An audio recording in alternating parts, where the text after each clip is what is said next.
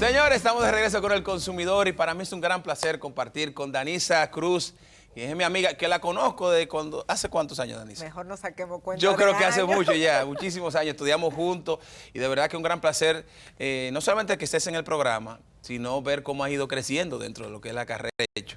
Y hoy eres procuradora de la Unidad de Derechos Humanos de la Procuraduría de la República. Y de verdad que qué bueno que estés aquí y qué bueno que trajeras este tema que, te soy sincero, desconocía que pasaba. Tú me hablabas de casos de hijos, padres que han tenido que ponerle orden de restricción a sus hijos por abusos. Explícame, ¿cuál es este escenario? Bueno, sí, realmente el tema, bueno, primero gracias por la invitación, como siempre, me siento como en mi casa. Y qué bueno que podamos conversar con los amigos televidentes sobre cuál es la situación de las personas envejecientes, o mejor dicho, adultos mayores, porque realmente todos somos envejecientes. Y el término que es correcto y que no es discriminatorio es el término de adultos mayores. Es una población bastante alta en República Dominicana. Ahora mismo ronda más de 1 millón de personas que tienen más de 65 años. Existe una ley desde el año 98, la 352-98, que contempla derechos humanos para las personas envejecientes. Derechos humanos que se puede decir son básicos para todas las personas, derecho a la vida, derecho a la salud, derecho a la alimentación, derecho a tener un techo, derecho a la integridad dentro de la familia y de la sociedad. Justamente ahora que estamos en el mes de la familia, es bueno hablar sobre el tema y la situación de los envejecientes en nuestro país. La Procuraduría General de la República, desde la Unidad de Derechos Humanos que nosotros estamos dirigiendo, por instrucciones del licenciado Francisco Domínguez Brito, el Procurador General de la República, ha puesto como una de nuestras poblaciones vulnerabilizadas bajo nuestra dependencia las personas envejecientes. ¿Por qué? Porque no podemos negar que existen situaciones con estas personas, ya sea porque viven en un estado de pobreza, de indignidad, o porque la misma familia lo lleva a tener un estado que no le mantiene su estabilidad emocional, ni lo mantienen integrado a la vida, a la familia o a la comunidad. Y justamente nosotros como Estado entonces intervenimos para que conjuntamente con el Consejo Nacional de la Persona Envejeciente, que es el órgano rector para las políticas públicas de estas personas, a intervenir en los casos donde realmente está en peligro o la persona o se ven vulnerados cualquiera de los derechos que ya nosotros hemos dicho aquí. Tú hablabas o sea, es muy amplio lo que abarca el tema de las personas, de los adultos mayores, ¿verdad que sí? Porque hablas no solamente con el tema familiar, sino también el tema en general de abusos, situaciones que vivan dentro de un esquema tal vez no humano, ¿no? Y te hablaba fuera del aire de que aquí vemos, por ejemplo, muchos asilos que presentan situaciones muchas veces que no son óptimas para que una persona viva con calidad de vida. Entonces, ¿cómo se regula este tipo de cosas? Vemos, por ejemplo, ancianos trabajando en las calles o pidiendo.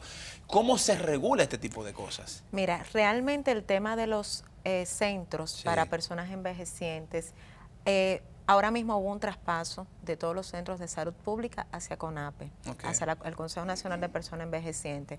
Este consejo supervisará y trabajará conjuntamente con salud pública, porque esto es un tema también de salud pública, para que dentro de estos centros la persona envejeciente tenga las condiciones óptimas para vivir. Hay muchas historias de maltratos, hay muchas historias de que no se le da el trato realmente adecuado. Ahora, cuando usted tenga una información de que en tal sitio está pasando una situación que no es la correcta, vamos a denunciar, porque para eso están las instituciones, para denunciar, para recibir denuncias, investigar y supervisar. Cuando en un centro de esto las cosas no están funcionando correctamente. Y en el caso, por ejemplo, vemos adultos mayores en la calle pidiendo este tipo de cosas, ¿qué puede hacer? ¿Qué se puede hacer con respecto al tema? Mira, que yo siempre, hay dos cosas que siempre me han preocupado, que es eso y el de los niños trabajando en las calles, pero obviamente ¿Qué se puede hacer con nosotros? Mira, sobre esos dos temas, Sí. nosotros desde la unidad estamos haciendo un trabajo con el tema, con CONAPE. Sí. Realmente ellos tienen centros para las personas que andan deambulando en las calles. Sí tenemos que especificar que ese proyecto que se llama AMA, que tiene CONAPE, es justamente para personas que andan deambulando en la calle, pero que tiene que ser voluntario. Ellos, hay muchos de ellos que cuando se han ido a recoger, le dicen que no, porque ellos viven de eso. Ganan mucho dinero pidiendo en la calle. Sí. Hay otros que sí, que entienden que necesitan su techo. Entonces, a esas personas, sí, cualquiera de las personas que trabajan con este programa, con AMA, en CONAPE, ustedes me pueden llamar a mí, yo contacto con ellos, sí, o ir directamente a esa institución a recoger y dar la alerta, porque ellos van y los recogen, hablan con la persona envejeciente y esa persona, con la persona adulta mayor, y esa persona es trasladado a este centro. Pero la parte de que hay gente que comercializa este tipo de trabajo, yo vi, eso lo vi yo, eso no me lo contó nadie, veía un día, y es más con niños que con ancianos, pero supongo con personas más adultos mayores, pero supongo que debe darse también. Vi un día como una persona, un señor llegó en un vehículo y desmontaba 5 o 6 niños, y él le ordenaba desde una esquina, me acuerdo, fue en la Bolívar con Caunabo, Bolívar con Caunabo. Frente ahí hay una oficina de Desur, y veía como él se parqueó en el parqueo de Desur, valga la redundancia, y ordenaba a los niños a dónde ir. Y desde allá le decía qué carros, pero niños, estoy hablando, Anita, niños de, qué sé yo, 3, 4, 5 años, que muchos de ellos ni siquiera en un vehículo alto no se ven. O sea, tú no te das cuenta que están ahí abajo. Pues tienes que tú sacar la cabeza porque cuando te están tocando, tú tienes que te estar tocando y tú ves hacia abajo. Y yo veía cómo él le ordenaba a este carro, a aquel carro. O sea, que eso sí obviamente debe ser perseguido por ustedes. Sí, o es perseguido. Eso constituye el delito de trata de personas. Trata de personas, claro. Nosotros tenemos una procuraduría especializada para tráfico y trata de personas. Yo no sé si tú recuerdas que hace cerca de un año y algo, hace un año y medio, hubo un operativo donde se recogieron más de 60 niños que estaban siendo tratados y que regularmente eran de nacionalidad haitiana. Sí. Ahí entonces está el tema también de qué hacer con ellos, si repatriarlos, a quién se los vamos a entregar, porque muchos de ellos están aquí prácticamente solos, esos niños. O sea, solamente con la persona que lo trata. Ah, bueno, el que lo trae. El que lo trata. Entonces se somete a la justicia al que lo trata, lo colocamos en hogares. A los niños. En hogares, que fue un trabajo que se hizo conjuntamente con CONANI. Sí. Pero realmente eso es una situación que cuando nosotros tenemos las informaciones y se hace un trabajo de inteligencia, porque es un delito que hay que estructurarlo bien, las pruebas y demás, y saber qué vamos a hacer con los niños luego de que ya ¿Pasa esto con los adultos mayores? Sí, claro que sí. Muchas veces incluso hasta los propios hijos son los que ponen a sus padres en esta situación. Y llamo la atención de que muchas veces de los casos que nos han llegado a nosotros, que como bien tú mencionaste al inicio, duele ver cuando tú ves que tú tienes que ponerle una orden de alejamiento a un hijo frente a un padre. Y no porque la gente juzga de una vez que sí fue un mal padre.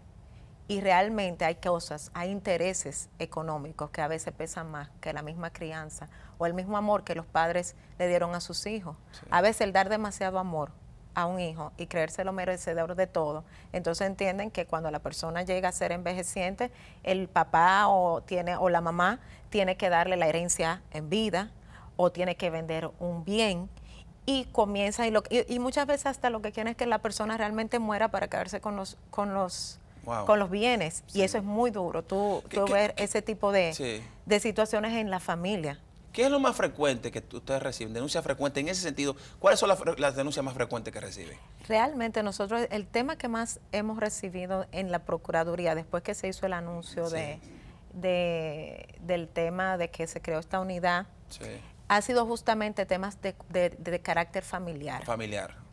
Que un hijo que no quiere tener al papá en la casa, o que un hijo quiere que el papá tome una decisión sobre los bienes, entonces comienzan los conflictos internos. Wow. Entonces ahí el otro, una parte de los hijos se pone de acuerdo, otra parte de los hijos no se pone de acuerdo, y el pobre viejito es el que está pagando entonces las consecuencias. Pero, ¿de qué forma afecta esto? Porque al adulto mayor, ¿de qué forma lo afecta? Me refiero, ¿qué hace la familia que es penado por la ley a este señor? Porque vos tú que hay una discusión o que estén hablando, papá, dame... Y yo supongo que hasta ahí pudiera manejarse, pero ¿cuándo ya entra dentro de lo que es la ilegalidad? Cuando ya hay agresión. Agresión física. Agresión física. Bueno, y también psicológica, claro, psicológica también. Psicológica. Claro. Cuando lo aíslan o lo ponen o no le permiten su integración familiar, ya ahí también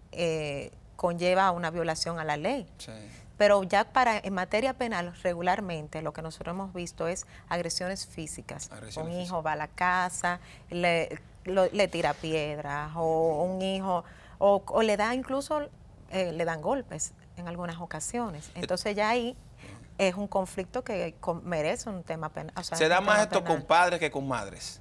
¿Con ancianos que con ancianas? Sí. Con los padres. Los padres, ¿verdad? Sí. Es más frecuente. Es más frecuente. Pero las madres también son objeto de como se hace, como regularmente cuando hay conflicto familiar, así mismo como utilizan a los niños, así mismo utilizan a los envejecientes. Sí. Como si fuera un objeto para presionar. Y realmente son personas, son humanos, son la familia, o sea, son las personas que te cuidaron, que te hicieron persona, o sea, utilizarlos es una forma, yo entiendo, muy baja. ¿Qué puede hacer una persona? ¿Qué puede hacer un adulto mayor, como te refieres a ellos? ¿Qué puede hacer en esta situación? O sea, mi hijo, mi hija me están presionando, me están amenazando, ¿qué debe hacer? Y no necesariamente él. ¿Qué puede hacer otro familiar? Porque puede ser que tal vez las condiciones que él esté de salud, esto no le permitan ir a una fiscalía, ir a hacer una denuncia. Pero ¿qué puede hacer un familiar cercano, un amigo cercano? Bueno, puede hacerlo un tercero, un vecino.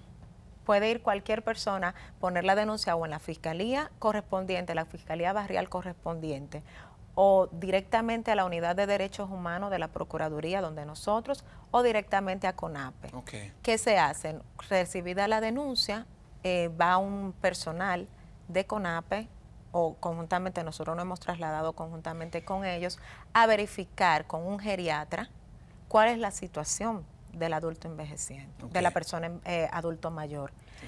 Porque son los especialistas los que pueden determinar las condiciones, y con un trabajador social para ver cuáles son las condiciones en que realmente está viviendo el envejeciente. Okay. Se le hacen pruebas psicológicas para ver su estado de senilidad, porque regularmente ya a cierta edad van perdiendo ciertas facultades. Así es. Y se le hacen pruebas psiquiátricas para ver realmente cuál es su estado emocional. Okay. Y Danisa, la parte de muchos casos que se ve de adultos mayores que viven solos y que sus hijos los abandonan, vamos a decir, a su buena fe, a su suerte, ¿no? Y están muchas veces hay vecinos que se preocupan, que lo ven a ese señor solo, tal vez le pasan un plato de comida, pero no tienen la atención de nadie. ¿Qué se hace con estos casos? ¿También dentro de eso hay algún tipo de acción que se puedan tomar? Mira, muchas veces han ido a la unidad adultos mayores poniendo denuncias sobre otros temas, sobre cualquier abuso o temas de títulos y demás, y me da mucha pena cuando yo le pregunto, pero mi don, ¿y con quién usted vive? No, yo tengo 13 hijos, pero ninguno de ellos viven conmigo. Sí. O me visitan, o me cuidan. O le digo, pero deme el teléfono de uno de ellos para yo hablar. No, yo no le importo a ellos. O sea, es un tema que es un poco doloroso. Pero cuando nosotros tenemos esta información, y nosotros incluso le preguntamos, ¿usted quiere irse a un hogar? Porque como existen ya los hogares para personas que no tienen no tienen familiares, nosotros podemos referirlos allá. Sin embargo, cuando hay otros que dicen que no, que quieren vivir en su casa, entonces a ellos se les procura que tengan la seguridad social. Okay. Ya ellos están en SENASA. Pero no está obligado, no están obligadas las familias a cuidar. Bueno, la ley dice la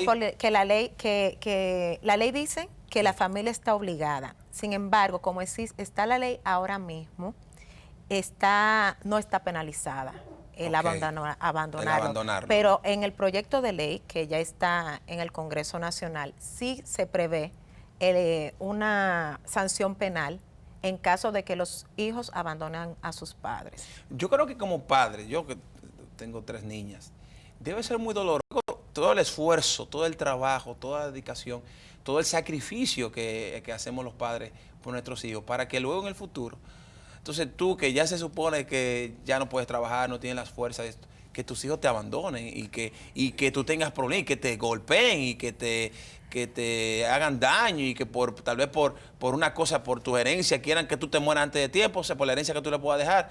Y eso es muy doloroso entender que eso sucede, pero obviamente hasta una institución del Estado hay, del Poder Judicial hay que rige este tipo de cosas, que vela porque esto no suceda. Justamente por eso, porque es una población que es olvidada.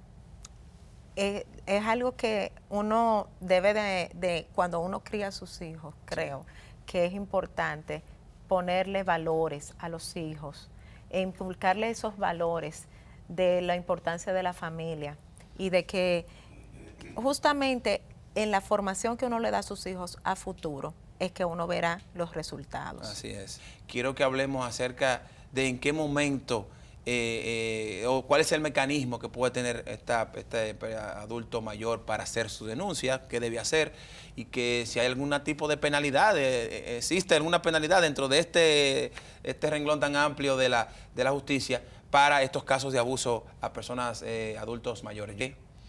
¿Qué debe hacer? ¿Qué puede hacer esta persona? Tú hablabas un poco, dabas alguna pincelada de que puede ir a la Procuraduría, hacer el tipo de denuncia, pero ¿cuál sería el proceso a llevar para esto? O sea, ¿cómo demostramos, cómo hacemos este proceso?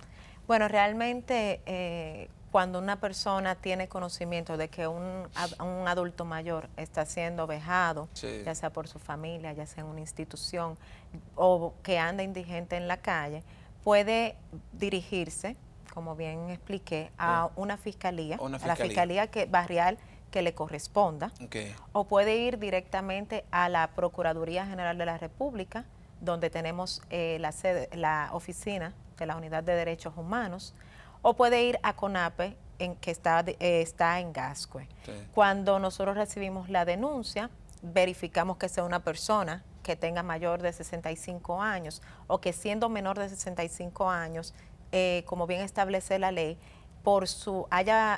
tenga las características de ser una persona adulta mayor o envejeciente, porque por la pérdida de su sistema biológico, psicológico y demás. Cuando lo recibimos, regularmente se envía al organismo rector para que le hagan las evaluaciones pertinentes, evaluaciones psicológicas, evaluaciones médicas, y para que realmente nos expliquen cuál es la situación que está viviendo con su familia. Okay. Luego se le hace una inspección a la familia, se va a la casa donde vive la persona adulta mayor, nos cercioramos de cuáles son las condiciones. En muchos de los casos donde hay conflictos se llama a conciliación, en principio. Si no hay una conciliación, se refiere entonces al Tribunal de Familia. Sí, Daisy, disculpa que te interrumpa. En esa visita que ustedes hacen a la casa y ven, por ejemplo, que las condiciones de vida de este señor o de esta señora adulto mayor no son las adecuadas, son idóneas. ¿Ustedes se puede actuar con respecto a esto? ¿O son recomendaciones que se pueden hacer? Me refiero, llévenlo a un asilo, a un hogar o algo así. Se hacen recomendaciones. Pero no hay obligación. No, se hacen recomendaciones. Recomendaciones, sí. Y si el consejo entiende que esa persona no puede estar en su casa como medida extrema, porque realmente lo ideal es que la persona esté en el núcleo familiar para su estabilidad emocional, su estabilidad... para que realmente se sienta amado y querido. Claro. Entonces, en casos excepcionales, entonces se traslada a un centro. No se puede obligar, tú hablabas ahorita de la parte de que cuando, por ejemplo, hay personas en la calle, ¿no? Personas, adultos mayores en la calle, están pidiendo, están trabajando, lo que sea, y entonces se le acerca al CONAPE y le dice, bueno, yo quiero que te puedo ofertar esto, tal cosa. No puede, y él dice que no hay una forma de que esta persona diga, no, es que tú no puedes estar en la calle, tú tienes que ir ahí o buscar tu casa. No, hasta ahora no sé. No, ¿por qué? Porque hay un tema de desarrollo de la personalidad, hay un tema de otros derechos humanos que tú le violentas a la persona cuando tú lo recluyes en un centro porque él no ha cometido un delito. Si tú lo obligas a estar en un centro, lo estás prácticamente recluyendo en un lugar como si hubiese cometido un delito. Y esa no es la intención.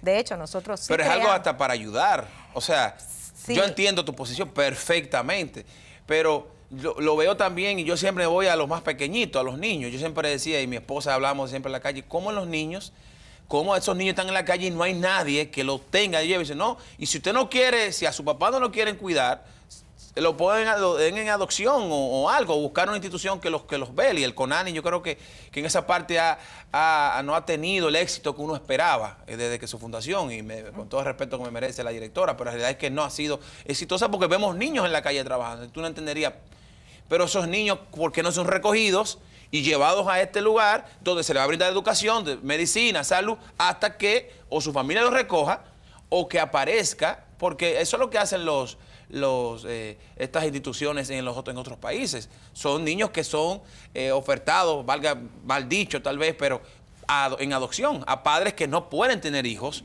por temas o quieren agregar un hijo más a su familia. El tema de los niños en situación de calle, que así es que se llaman estos jóvenes y niños que andan en la calle, es un tema complejo, que yo creo que tuviéramos que hacer otro programa para explicar más o menos cómo es que se trabaja con estos niños, que la mayoría son consumidores, un 99% consumen, no tienen una persona, o sea, sus padres lo han abandonado. O sea, es un caso bien complejo que hay que intervenirlos sistemáticamente. Que no solamente es trabajarlos a ellos, sino trabajarle la familia o la persona que ellos respeten. Es un tema un poco más complejo, que de verdad que necesitaríamos mucho tiempo para poder explicarlo. Tiene otra invitación, porque la realidad quisiera entender, porque muchas veces hay veces que uno habla y ve la situación y dice, bueno, yo haría tal cosa, pero tal vez el tema legal, el tema de proceso, del procedimiento no es tan sencillo, o lleva, como tú bien decías, porque modificar tal vez un comportamiento no solamente es ayudar al niño, también en la parte del involucramiento de la familia. Muchas veces la familia quiere que él esté en la calle porque de esa forma puede proveerle a su casa, lo mandan a limpiar botas, lo mandan a pedir en la calle. O sea, que ese tipo de cosas yo creo que también es un tema que tenemos que entender mejor. Pero hay que hacer algo. Yo no sé de qué hay que hacer, no sé qué hay que hacer, pero hay que hacer algo con ese tema. Entonces, con el tema de los mayores, de los adultos mayores, igual pasa lo mismo. O sea, no hay forma de combinar a estos, porque realmente lo estaríamos entonces privando de su libertad. Si los recluimos en un centro, entonces ellos no han cometido ningún delito. Y de hecho, a los que han cometido delito, nosotros en la Procuraduría creamos un centro de corrección y rehabilitación para personas envejecientes, donde están recluidos los adultos mayores de más de 65 años. Y ha sido un éxito, los vemos integrados, realizando labores en áreas nacionales, que es donde está ubicado, y realmente esa es la situación con por qué no podemos obligarlos. Sin embargo, la institución rectora, cuando ve que la situación dentro de la familia no está bien, sí puede dar una orden para que sea trasladado a un centro. Por último, Anixa, hay un tema que yo sé que tú también has trabajado, que es el tema de la discriminación. Recuérdate que hablábamos, que en una participación que tuviste en el programa, hablábamos del video que presentamos aquí, que hicimos del trabajo de los niños, del tema de la discriminación racial. Pero entonces, una persona, un anciano, un adulto mayor, que quiera trabajar y que sea discriminado por la edad, ¿él puede hacer algún tipo de denuncia con respecto a esto? Ahí hay dos cosas que podemos resaltar. De la discriminación por ser una persona adulta mayor, es un tema que está penado por la ley. Toda discriminación por el artículo 336. Y el otro tema que hay que resaltar es que la ley sobre personas envejecientes establece una cuota para personas adultos mayores. Las instituciones deben de tener un 2% de todo el personal que tiene que sea persona adulta mayor. O sea, no pueden discriminar a una persona, no la pueden sacar simplemente porque ya haya pasado de los 65 Entonces, años. el mismo proceso, hacer una denuncia, puede ser el Ministerio de Trabajo, supongo en este caso. Al Ministerio del Trabajo, o a CONAPE, o a nosotros. A ustedes. Danisa, muchísimas gracias. De verdad que te agradecemos muchísimo que estés en el programa y que hayamos abordado tantos temas. Tienes una invitación abierta para que hablemos del tema de la niñez, porque eso es importante. Y yo creo que son de las cosas que debemos conocer, cuáles son los procesos, cuáles cosas se pueden hacer para modificar lo que está pasando. Un placer tenerte en el programa. Gracias por la invitación. Qué bueno que estuviste con nosotros. Señores, nos vamos ya. ¿Sí? Gracias por su atención. Pasen excelente el resto del día. Sigan con la programación de Telesistema. Bye bye.